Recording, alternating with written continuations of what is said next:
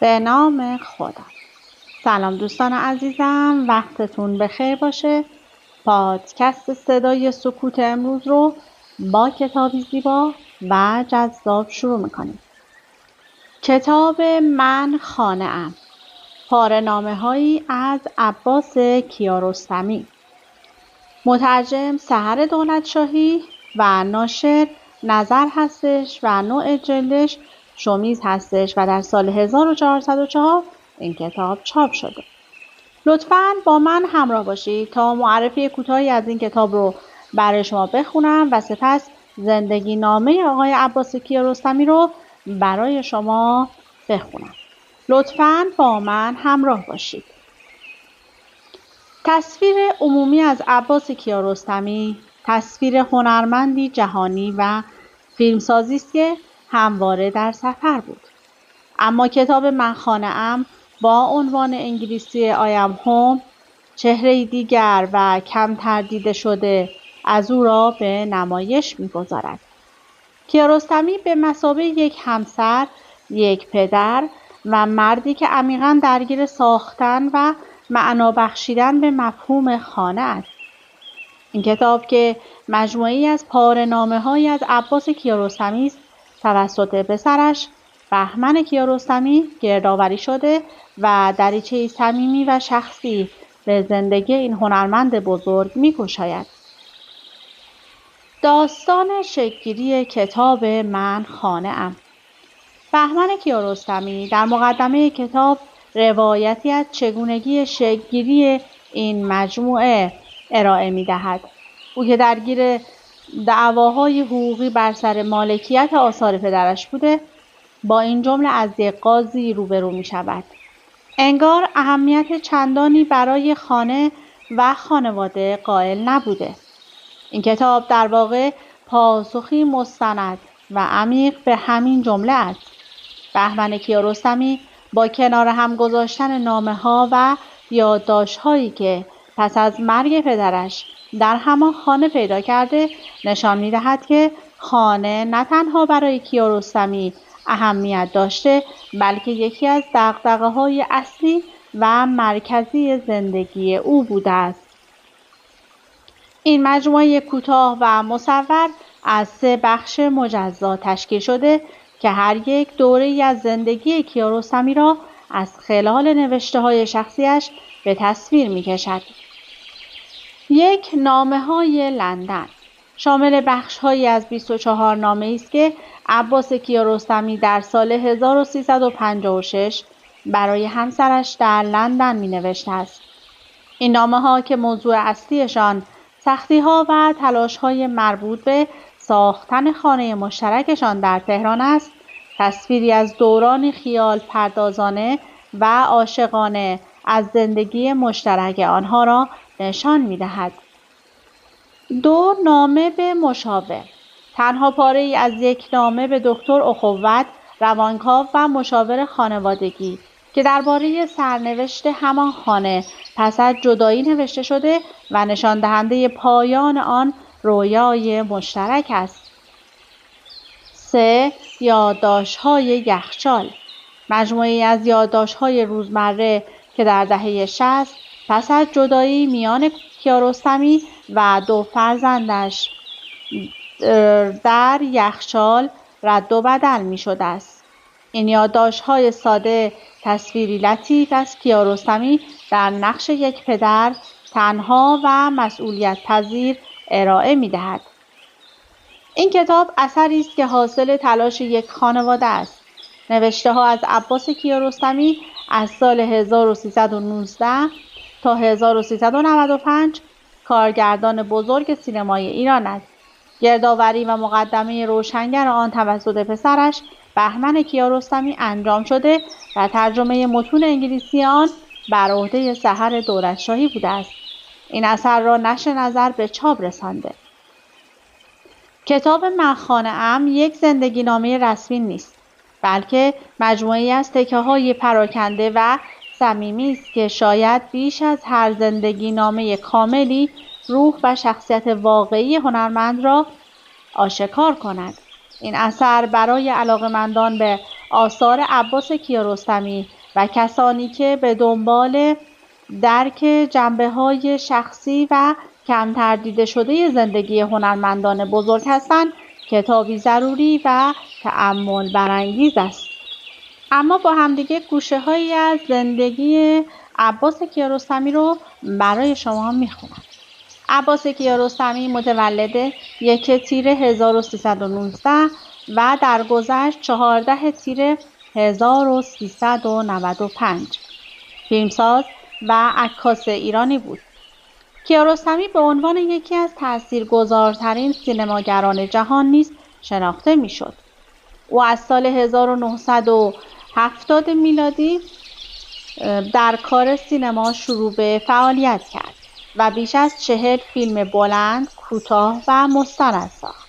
از مهمترین کارهایش میتوان به سگانه کوکر و کلوزآپ در سال 1990، طعم گیلاس در سال 1997 و باد ما را خواهد برد در سال 1999 اشاره کرد. او در دوره پایانی کارش به فیلمسازی بیرون از ایران روی آورد که حاصلش فیلم‌هایی مانند پی برابر اسب در سال 2010 و مثل یک عاشق در سال 2012 بود.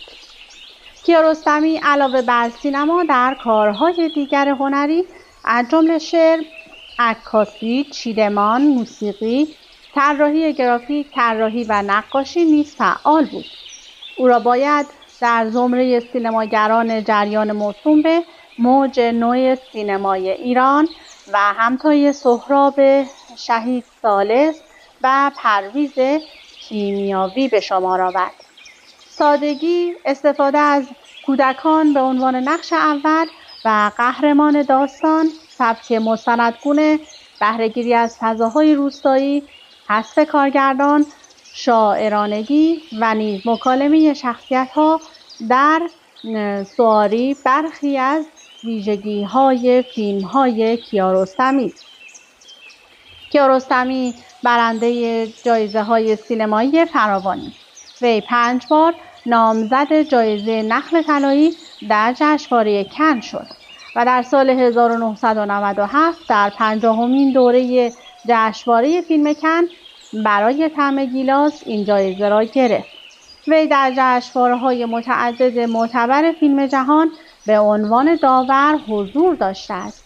وی همچنین با دریافت 32 دستاورد شخصی پر افتخارترین هنرمند ایران به شمار می رود. کیارستمی در سال 1319 در تهران به دنیا آمد. پدرش احمد نام داشت و از طایفه کیارستمی‌های میگون بود. در مدرسه جم در قلهک با آیلین آقاداشلو هم درس شد. نخستین تجربه هنری او نقاشی بود. او این هنر را تا پایان دوران نوجوانی همچنان ادامه داد تا آنجا که در سن 18 سالگی توانست در یک مسابقه نقاشی برنده جایزه شود. وی اندکی پس از این کامیابی در دانشکده هنرهای زیبای دانشگاه تهران پذیرفته شد. او در دانشگاه بیشتر به فراگیری نقاشی و طراحی گرافیک پرداخت و در هنگام تحصیل برای تأمین هزینه‌های زندگی به عنوان پلیس راهنمایی رانندگی مشغول به کار شد. کیارستمی از سال 1340 یعنی در دهه 1960 به عنوان نقاش تبلیغاتی در آتلیه 7 و 1-2 مؤسسه دیگر به کار طراحی جلد کتاب، پوستر و آگاهی‌های بازرگانی پرداخت و بعدها به تبلیغ فیلم رفت. از سال 1346 در سازمان تبلیغاتی نگاره به طراحی و ساختن تیتراژ فیلم پرداخت که نخستین آنها عنوانبندی فیلم وسوسه شیطان ساخته محمد زرین‌دست بود. طراحی پوستر و ساخت عنوانبندی فیلم‌های قیصر و رضا موتوری ساخته مسعود کیمیایی را او انجام داد. مدتی بعد به دعوت فیروز شیروانلو که مسئولیت امور سینمایی کانون پرورش فکری کودکان و نوجوانان را داشت به کانون رفت و در سال 1349 فیلم کوتاه نان و کوچه را ساخت. در سال 1351 فیلم زنگ تفریح را ساخت و با ساخت فیلم مسافر در سال 1353 مطرح شد. او در سینمای بعد از انقلاب پایه‌گذار سینمایی شد که تا به حال فیلمسازان زیادی پیرو این نوع سینما فیلم ساخته و مطرح شده‌اند. عباس کیارستمی با فیلم طعم گیلاس در سال 1997 جایزه نخل طلایی جشنواره فیلم کن را هم از آن خود کرده است. کیارستمی از 1962 تا 1966 روی هم رفته 150 آگهی بازرگانی برای تلویزیون ایران ساخت. او تا پایان دهه 1960 عنوانبندی فیلم‌هایی همچون قیصر، ساخته مسعود کیمیایی و طرح کتاب‌های کودکان را انجام داد. کیارستمی هیچگاه برای تلویزیون سریال نساخت. کیارستمی در سال 1969 با پروین امیرقلی ازدواج کرد و در سال 1982 از او جدا شد. آنها از این پیوند صاحب 2 پسر به نام‌های احمد زاده 1971 و بهمن در 1978 شدند. فرزند دوم او بهمن کیارستمی در سال 1993 در سن 15 سالگی مدیر فیلمبرداری و کارگردان شد و فیلم مستند سفری به دیار مسافر را ساخت. کیارستمی پس از انقلاب 1357 هم در ایران ماند. او بر این باور بود که تصمیم به ماندن مهمترین تصمیم او برای زندگی حرفه‌ایش بوده است. او میگوید که حضور همیشگیش در ایران و ملیت ایرانی توانایی او در ساخت فیلم را دوچندان کرده است. وی در این باره گفت: اگر درختی را که ریشه در خاک دارد از جایی به جای دیگر ببرید، آن درخت دیگر میوه نمی‌دهد و اگر بدهد آن میوه دیگر به خوبی میوه‌ای که در سرزمین مادریش میتواند بدهد نیست. این یک قانون طبیعت است. فکر میکنم اگر سرزمینم را رها کرده بودم درست مانند این درخت شده بودم. او در تیر ماه سال 1395 برای درمان بیماری و عوارض جراحی ناموفق علیرغم مخالفت پزشکان ایرانی به فرانسه رفت و سرانجام روز 14 تیر در بیمارستانی در فرانسه درگذشت. پیکر او 20 تیر ماه 1395 در لواسان به خاک سپرده شد. او به دلیل حساسیت چشمانش به نور معمولاً از عینک تیره استفاده می‌کرد. سال 1969 در سرآغاز دگرگونی‌هایی که گاهی موج نو سینمای ایران می‌نامند و با فیلم‌هایی چون گاو و قیصر و آرامش در حضور دیگران و رگبار شناخته می‌شود. کیارستمی کمک کرد تا بخشی برای فیلمسازی در کانون پرورش فکری کودکان و نوجوانان تهران ایجاد شود. فیلم 12 دقیقه‌ای نان و کوچه در سال 1349 ساخته کیارستمی سرآغاز همکاری کانون در ساخت فیلم بود. این فیلم کوتاه نئورالیسم داستان بچه مدرسه بیچاره‌ای را روایت می‌کند که گرفتار یک سگ شده بود. فیلم بعدی زنگ تفریح نام داشت که سال 1972 ساخته شد. کم کم کانون به کارگاهی مهم برای ساخت فیلم‌های ایرانی تبدیل شد و نه تنها فیلم‌های کیارستمی بلکه فیلم‌هایی چون دونده، باشو، غریبه کوچک هم توسط همین کارگاه هنری ساخته شد. در دهه 1970 در هنگام نو شدن ادبی فرهنگی سینمای ایران کیارستمی به فردگرایی در فیلمسازی روی آورد. هنگامی که درباره نخستین فیلم او سخن به میان آمد، او چنین پاسخ داد: نان و کوچه نخستین تجربه سینمایی من بود و باید بگویم که بسیار دشوار بود. من مجبور بودم با یک بچه بسیار کوچک، یک سگ و یک گروه فیلمسازی غیر حرفه‌ای، البته به جز مدیر فیلمبرداری که مدام غر می‌زد و اعتراض می‌کرد، کار کنم. خب مدیر فیلمبرداری در صحنه حق داشت، چون من از روش فیلمسازی که او بدان خو گرفته بود پیروی نمی‌کردم. کیارستمی پس از فیلم تجربه در سال 1973 فیلم مسافر را در سال 1974 ساخت. مسافر روایتگر داستان پسری 10 ساله و پردردسر به نام قاسم جولایی با بازی حسن دارابی است که در یکی از شهرهای کوچک ایران زندگی می‌کند و می‌خواهد برای تماشای مسابقه تیم فوتبال مورد علاقه‌اش به تهران برود. او برای این کار دوستان و همسایگانش را هم فریب می‌دهد و پس از چندین ماجراجویی در نهایت به موقع در ورزشگاه تهران می‌رسد. این فیلم تصمیم پسر را به عنوان هدفش و کوتاهی‌ها و بی‌تفاوتی‌هایش را به صورت تأثیر رفتار او بر دیگران به ویژه نزدیکانش نمایش می‌دهد. این فیلم به بررسی رفتار آدمی و تعادل راستی و ناراستی می‌پردازد. فیلم ویژگی‌های کیارستمی یعنی واقع‌گرایی، سادگی و سبک پیچیده و همچنین نوعی شیفتگی بین روح و جسم بشری را به نمایش گذاشت. مسافر فیلمی زمینه‌ساز در کارنامه وی ارزیابی می‌شود. از این جهت که عناصری سوری و روایی در آن وجود دارد که تا به امروز در همه آثار کیارستمی منتشر کند و آن سبک مستندگونه و ادغام دو ویژگی پارادوکسال یعنی سادگی و پیچیدگی است. سال 1975 کیارستمی 2 فیلم کوتاه به نام‌های من هم می‌توانم و 2 راه حل برای یک مسئله کارگردانی کرد. در آغاز سال 1976 فیلم رنگ‌ها و پس از آن فیلم 54 دقیقه‌ای لباسی برای عروسی را به نمایش درآورد. لباسی برای عروسی داستان 3 نوجوان را نمایش می‌دهد که بر سر یک لباس برای یک جشن عروسی با هم درگیر می‌شوند. این فیلم برنده دیپلم افتخار جشنواره بین‌المللی فیلم مسکو و برنده دیپلم ویژه هیئت داوران و جایزه تلویزیون ملی ایران 11مین جشنواره بین‌المللی فیلم کودکان و نوجوانان تهران شد. نخستین فیلم بلند کیارستمی فیلم 112 دقیقه‌ای گزارش است که در سال 1977 به نمایش درآمد.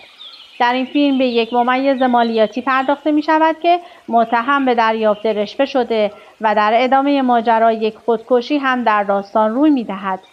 کیارستمی در سال 1979 فیلم قضیه شکل اول شکل دوم را ساخت.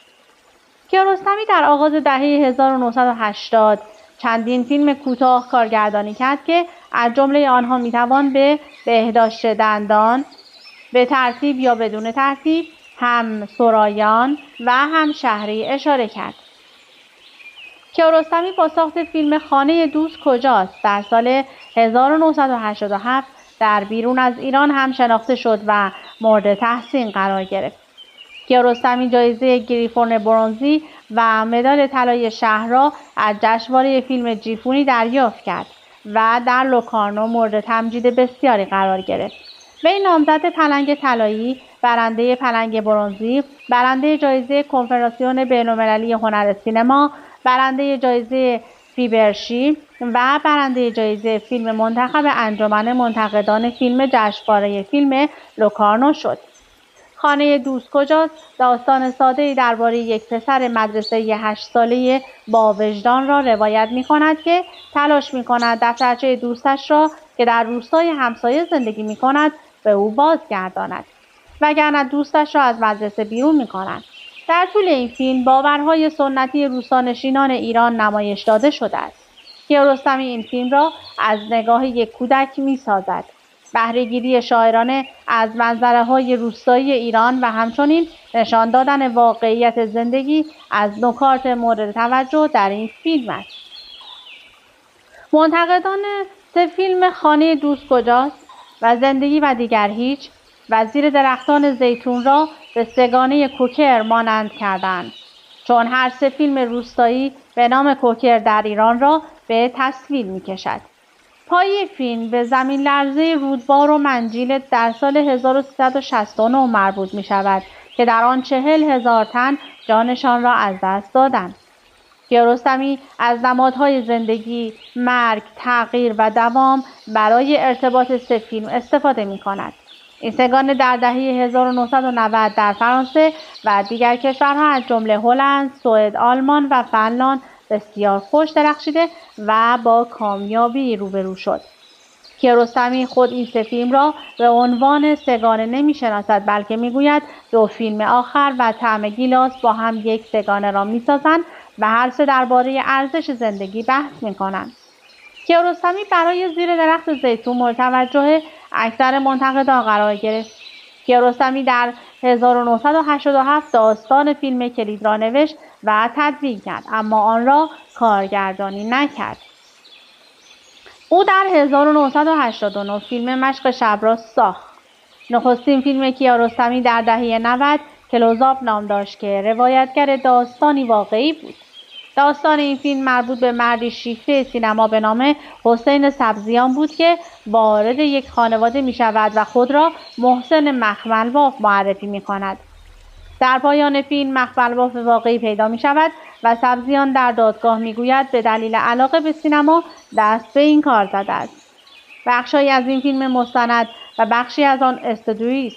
کیارستمی برای این ساختش در نزد جامعه غرب شناخته تر شد و فیلمش در سراسر اروپا به نمایش درآمد و مورد تحسین قرار گرفت. کلوزآپ در سال 2012 نیز توسط نشریه ساید اند ساون در فهرست 50 فیلم برتر تاریخ سینما قرار گرفت و جایزه فیبرشی جشنواره بین‌المللی فیلم استانبول و جایزه ویژه منتقدان جشنواره بین‌المللی فیلم مونترال را به دست آورد. نانی مورتی در سال 1996 فیلم کوتاهی با نام روز افتتاحیه کلوزآپ درباره نمایش کلوزآپ در روم ساخت. وی در همین سال نشان شوالیه هنر و ادب فرانسه را دریافت کرد.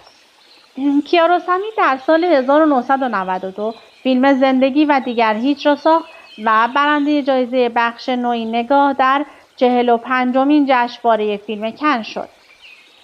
به بیان منتقدان این فیلم یکی از سگانه کوکر یا سگانه زلزله بود.